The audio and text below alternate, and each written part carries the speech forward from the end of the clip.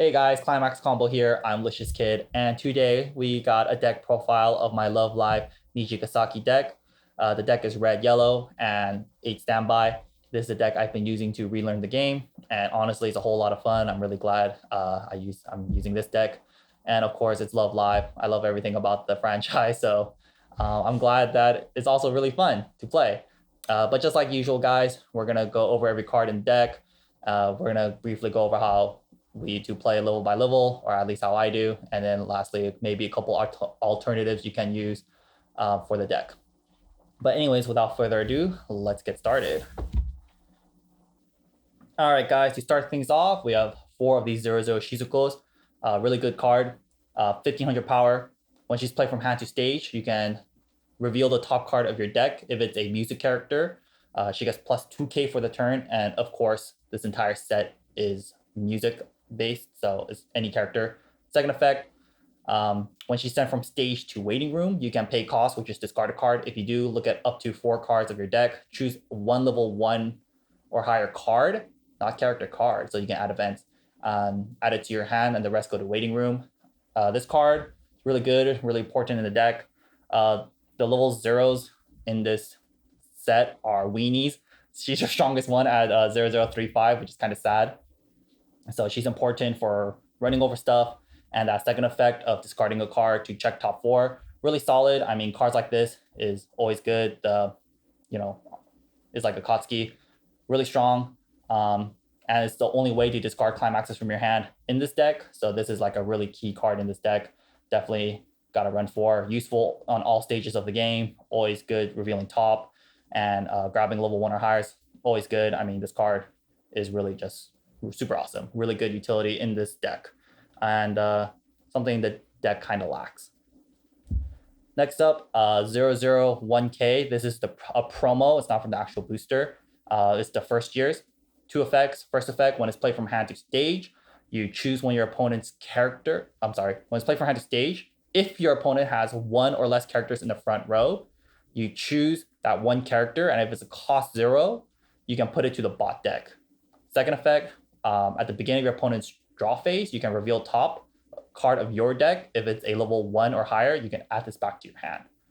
So this card is really cool. Honestly, it's only kind of good at level 0, of course, and only most of the time when you, the Niji player, goes second, because most of the time your opponent plays 1 card, they attack, you eat it, you play this, you send it to bot deck. Really important in this deck. Like I said, the highest power this deck reaches is the 0035, and this isn't always guaranteed. So your opponent plays a 004K, you're kind of screwed. So this is really important. It's a little hard to get, but I highly, highly recommend you get 3 to 4 of these cards, because it really improves the level 0 game. So although it's not useful for a lot of stages of the game, it's just that needed. And honestly, the Nijigasaki level 0s aren't that good, so we don't got any other choice. Next up, we got 4 of these Kasumins, 002K. She's like a Riki, but salvage. So on play, you pay 1, choose 1 card in your waiting room, put it to the bottom of your clock. If you do, search your deck for a level 1 or lower character and add it to your hand. Really important in this deck. There's a lot of great level 1s to grab in your deck, which we'll go over level 1. It's really important to have set up your field at level 1. And this Kasumi makes the deck all that much more consistent. And this deck does depend on experience. So this also helps with the experience. You can choose a card in your waiting room and put it to your bottom clock. So it helps out with that. So overall, really important in this deck. Definitely I recommend running 4. And lastly, for zeros, we got 4 of these Emmas. 0025. 2 effect. The first effect is a demerit. When she's on the stage, you cannot play events or backups in your hand. Second effect, at the beginning of your climax phase, choose one of the 2 effects and she gains it for the turn. The first effect you can choose is for her to be a runner. And the second effect is when she reverses an opponent's character by battle, you can draw a card. If you do, discard a card. So overall, really solid card. Don't play her mid to late stages of the games, because we do run backups and events in this deck. But she's really important for the early game. Like I said, these are all the zeros. And as you can see, they're not that scary or strong. So having something that sticks around to survive is really good. And that a second effect does go off. Being able to draw a card and discard a card, really important, especially in this deck, because there's not a lot of ways to discard climaxes from your hand. So if you have too many, these Shizuko and this Emma comes in clutch. And that's it for zeros. Definitely the weakest part about this deck. But that's 4, 8, 12, 15 zeros.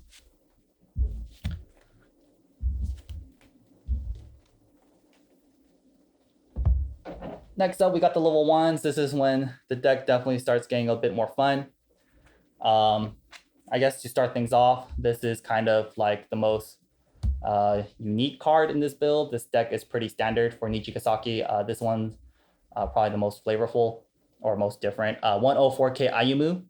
Her effect is if you have experience 1, she gains the following effect.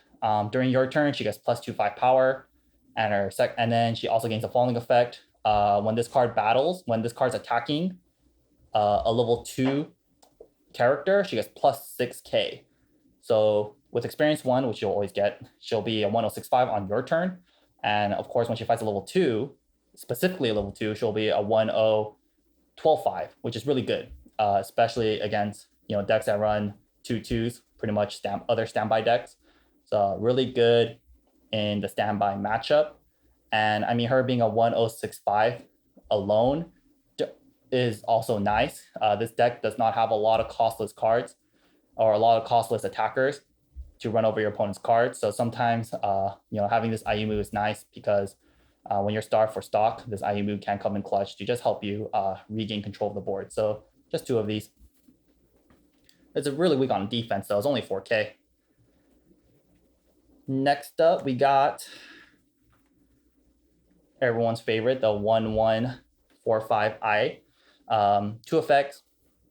First effect is if you have 2 or more music characters, she gains the following effect. She gets Twin Drive. So on attack, you pay 1. You get 2 trigger checks for that attack. And she also gains Hand Encore. So you need to have 2 music characters for her to gain both those effects. Oh, and she also gains 1500 power. So yeah, really important. Second effect is every time her attack triggers a soul icon, she gets +1K till the end of your opponent's turn. So this card is super important to like the Nijigasaki deck playstyle. I mean, her effect alone works really great with herself. She's with 2 or more characters, which you're always going to have. It's going to be a 1/1/6K. You pay 1, you attack twice, and every time you trigger a soul icon, she gets +1K till the end of your opponent's turn. So if you trigger 2, she'll be a 1/1/8K till the end of their turn. Really nice and really vital to the gameplay of the deck because, of course, the more drive checks you get or more trigger checks you get, higher chance of triggering standbys. And next up, we got this other eye that synergizes really well with her. 101K. First effect, she's a 500 front assist. Second effect, you can rest her to give one of your other characters +500 power. And last effect, when your characters trigger a soul icon, you give one of your characters +2K for the turn. Really important to this deck. Really helps you run over pretty much anything with just a little bit of luck. This deck runs a whole bunch of triggers, so we're most likely going to get it off. And as you see with the 1/1i, you're going to be having a lot of trigger checks. And there's more cards in this deck at level 2 that does 2 trigger checks as well. So really good in this deck. Really helps you run over just about anything when you need it. And lastly, for level 1, we got 4 of these Kasumins. 1/1/4/5. Really important in this deck as well. It's like the Kaguya level assist. So first effect, she's a level assist in front. Second effect, she has a resonance. So you can pay 1, tap her resonance. So reveal a copy of herself in your hand. If you do that, you look at top 3 cards of your deck, choose a music character, add it to your hand. The rest go to waiting room. Very, very important in this deck. I'll go over, what I think are the strengths and weaknesses in this deck later. But one of the biggest weaknesses is, you low hand size, and this card really helps you increase your hand size. So very much needed in this deck, and we run 4 of these. And that's it for level 1. That's 4, 8, 10, 12.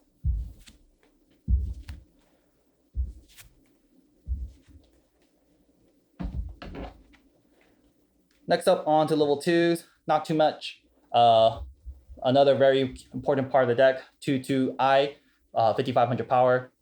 Her first effect is she gets plus 1k for each of your other music characters. So with a full field, she'll be a 2/2 95. Oh, she also has 2 soul. Really awesome. Second effect is like on attack, you pay 1. If you do, you get 2 trigger checks for the turn. Like I said, works gravy in this deck, really good. Last effect, she has Hand Encore. So she's just like a bigger version of the 1/1 If only she gained power till the end of your opponent's turn if she triggered a soul icon. That'd be dope. Next up, 2/1 25 Shioriko. It's a pretty standard card. It's a 2/5 backup, pay 1, 2/5 backup. Second effect, when you use this backup, you can pay the additional cost of paying 2, sending one of your characters from stage to waiting room. If you do, choose one of your opponent's character that's higher than their own level, and you send it to the waiting room. So it's like an anti-change backup. I mean, there's just so many cards like that running around nowadays. I think it's really important to run one. So just the one of, really good. And next up, we got this 2/3 event. So this card kind of got a lot going on. So it's a backup. So when you use this card, well, first of all, you can only use this card if you have a full field. So if you have 5 music characters, you can use this event. When you use this event, this card also gets past the color ruling. So that's why I'm not calling this deck blue, because it ignores the color ruling. So you need a full field, gets past the color ruling.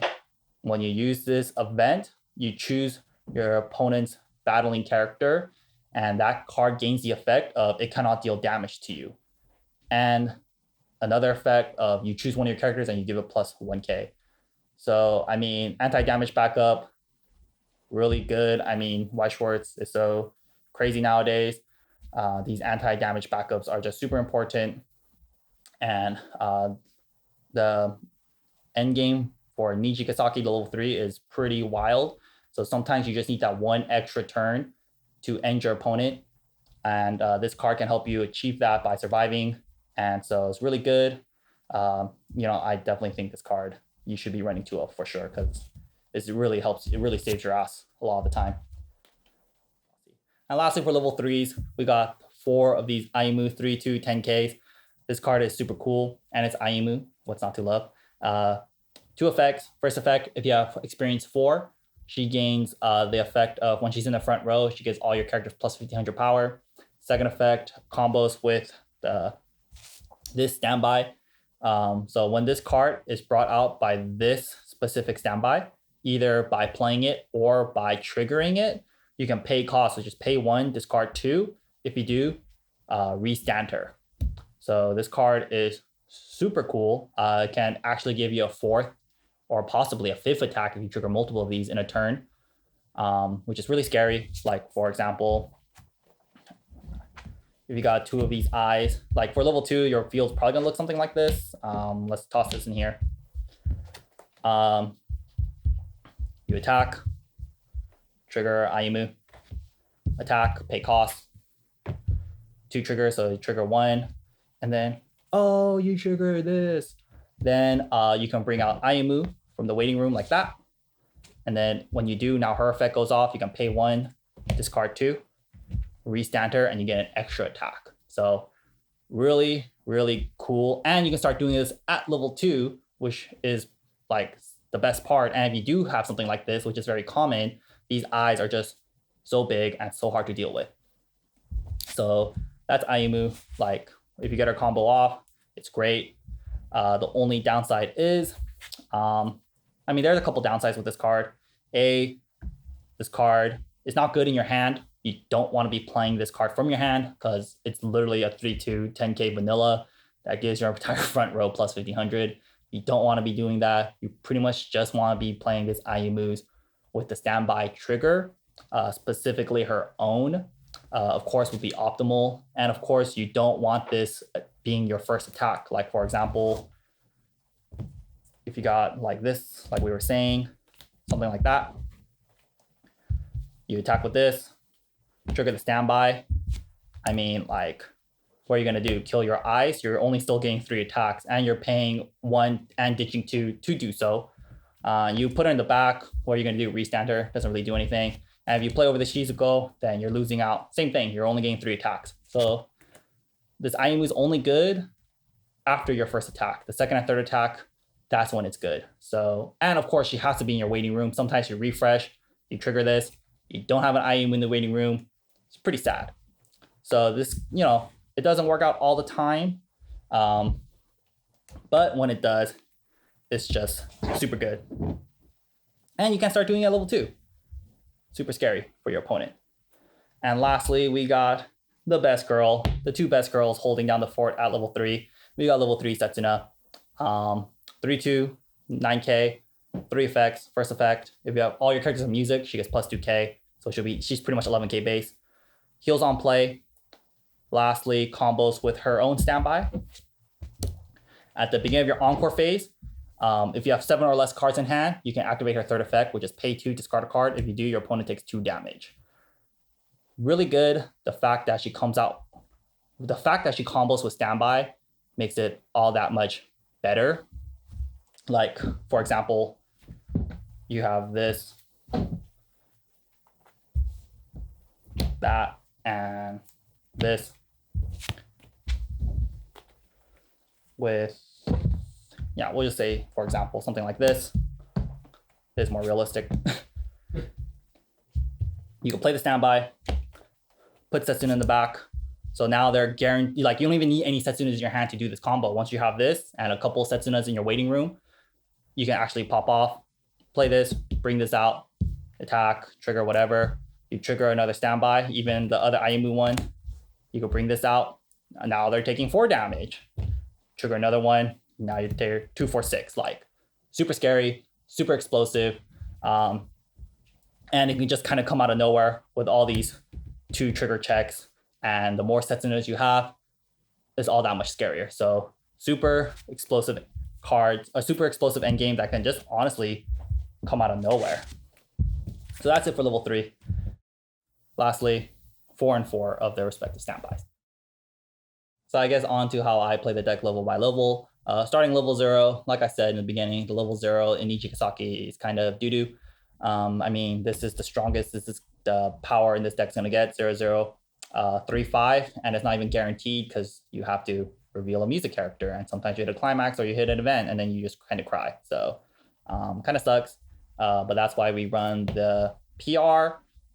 Sometimes I do want to go second in this deck because your opponent, of course, first turn they go first, they attack with 1 character, you play this and to bot deck, and then hopefully from there you can kind of win the level 0 game.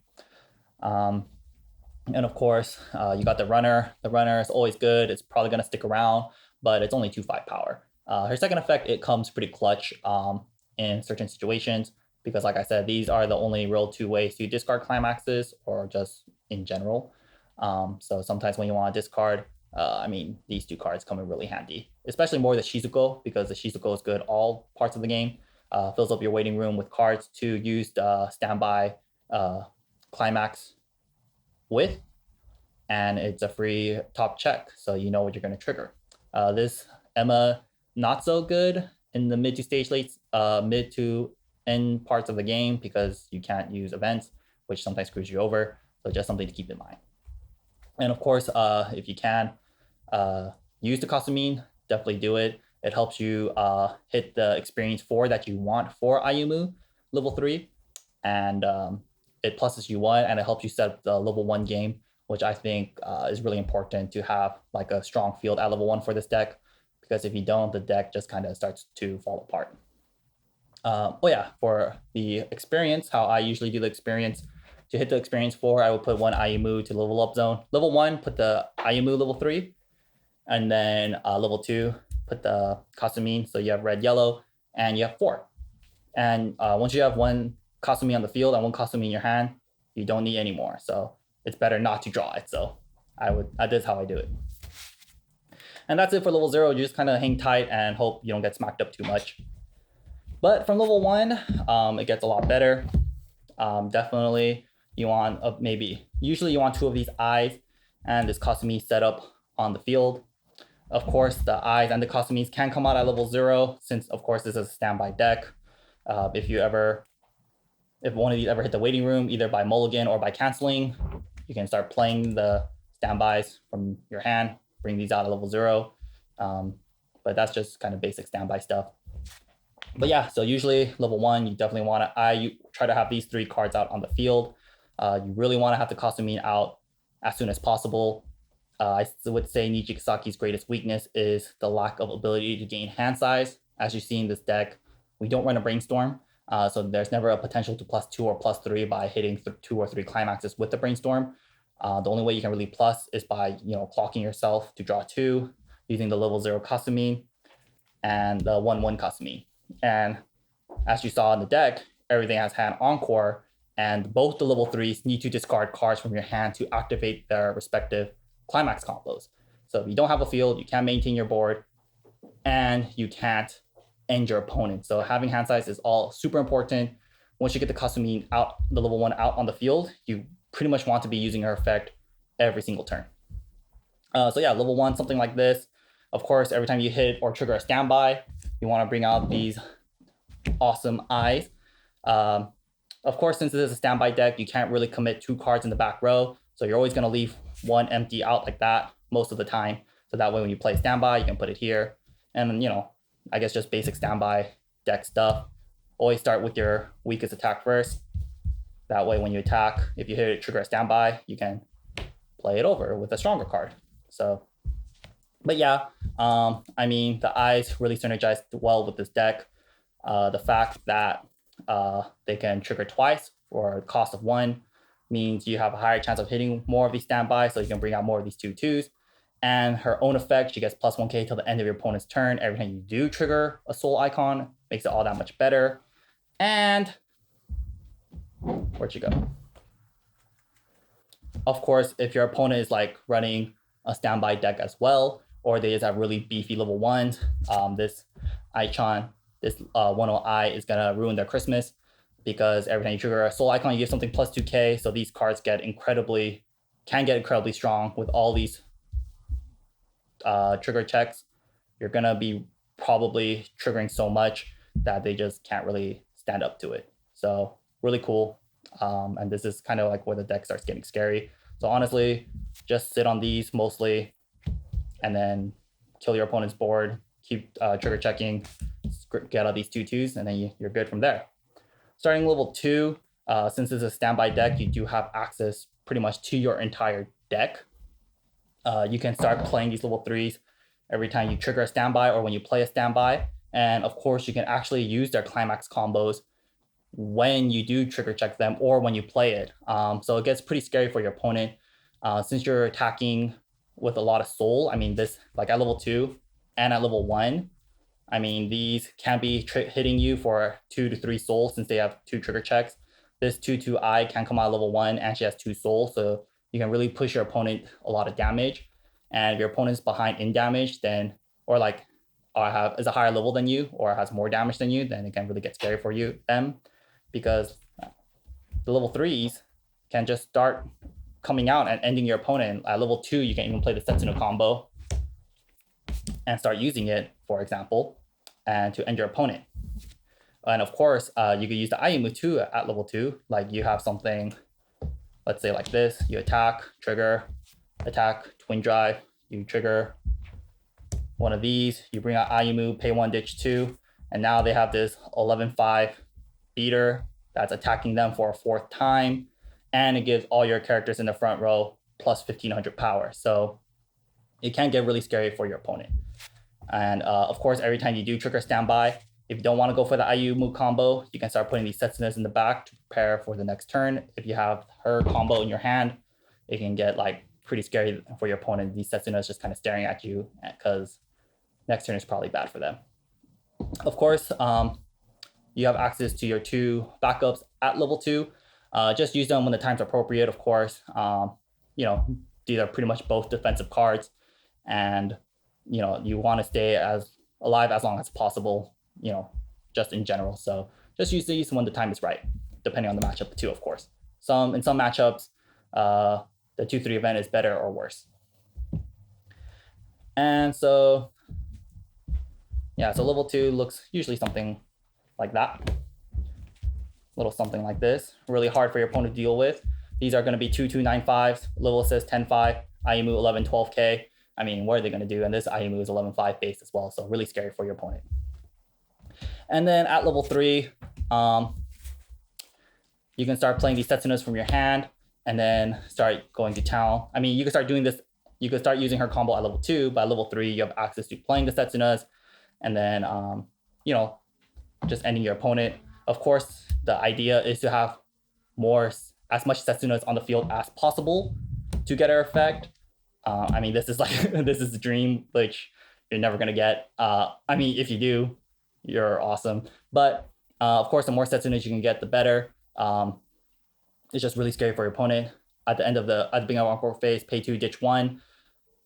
They take 2, so you could do it 1, 2, 3, 4 times. Keep in mind, you can't use it if you have 7 or more cards in hand, which is usually not a problem for Nijigasaki because, like I said, the hand size is very important and you got to use it for all aspects of this deck. So that's usually not a problem, but just do keep that in mind that it is a thing. So usually level 3, I mean, usually the board looks something like this. You know, you play a Setsuna, you heal 1, you play this, you get another Setsuna, you start double attacking or double triggering with these. And keep in mind that Ayumu does work at any time. If this is out, and then you trigger the Ayumu combo, and then you bring Ayumu out, pay 1, ditch 2, stand her. So it's like you're kind of getting a double Climax combo off because you can still use her effect, even though this Climax is out on the field. So can be really scary with all these trigger checks. And if you don't hit Ayumu or you hit this trigger, then just summon more of these Setsunas. I mean, you can even put it like this because if you got 3 of these, they're probably going to die and explode. But yeah, as you see, the level 3 is very scary for this deck. And yeah, that's generally how I play the deck level by level. All right, guys, so a couple alternatives you can run in Nijigasaki. I'm not going to go over every card, and I'm not going to go over like other colors. I'm not going to really talk about like adding the choices in the deck or like running the level 3 Karin in the deck, because then it kind of just becomes a completely different deck. I'm just going to try to stick around to the 8 standby gameplay with the Setsuna. So I guess first off, the big elephant in the room is the Ayumu. 0-0-1500. I mean, this card is just super good. And it's Ayumu, who's like just so adorable. I am sad I'm not running this card, but I mean, it is what it is. What she does, 0-0-15, she's a Brainstorm, pay 1, tap her, mill top 4. Every climax you hit, you salvage a card. Character, I should say. And her other effect is every time you play a climax, you can check top 2 cards of your deck and rearrange it. So like this card is honestly super good. The first effect to rearrange the top 2 every time you play a climax is super nice because your first trigger being a standby isn't always good, especially if you're using it with the level 3 Ayumu, because then it doesn't really do anything. And she really helps out with that. There are times I really do miss that first effect, but I mean, this deck being 8 standby, you can't really have a full dedicated back row. Like you can't have the 1/1 Kasumi and the Ayumu in the back row all the time. You want to keep one space in the back row open all the time. That way, when you play a standby, you can just play that like card you bring out in the back row. So unfortunately, there's not really space for this card. The 1/1 Kasumi, I think, is just a lot better. It's a guaranteed +1 most of the time, which is very necessary in this deck. Like I was playing this card too. And if you brainstorm and you don't hit anything, it can be really bad because you really need to get that extra card in your hand every turn all the time. Because once you run out of juice in your hand, it gets really bad. You can't maintain your board, you can't end your opponent. So that guaranteed 1/1 assist, giving you that 1 extra card every turn, I think is just too valuable. Also, this card doesn't give any power as a brainstorm. The 1/1 Kasumi assist does. I mean, it synergizes so well with the 2/2 eyes. I just think the Kasumi wins, which is such a shame because this card is so cool. And honestly, if you do run this card, your deck build does kind of open up a lot because you do have access to salvaging characters, which this current build I'm running does not. This current build you pretty much have to just draw into everything, or you have to draw into it or search it out with Kasumi, or hope you grab it with Shizuko, which aren't consistent. I mean, the Kasumi is, the 0-0 Kasumi is, but I mean, you're not going to use this mid to late game. You're going to be clocking yourself. And as you see, this deck only has 4 heals, so you don't really want to be hurting yourself too much. But like I said, if you do run this card, honestly, like the choices of cards you can run in Nijigasaki opens up a lot. I'm not going to go over each one, but you can start running cards like this. You can run more saucy stuffs like this, just because you have more consistent ways to grab these cards by brainstorming. You can run some more cool stuff like this. And as cool as all this stuff is, like I think just maximizing on the 1/1 eyes, the 2/2 eyes, and both the level 3 combos is better. But so unfortunately, I'm not running any of these, but something you can try out. Maybe I'll have a deck profile with something more like this in the future, but for now, I think the current build is better.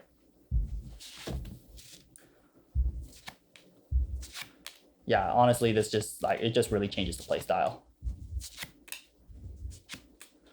And next up, I see a couple builds run this, the beautiful Preggers Ayumu.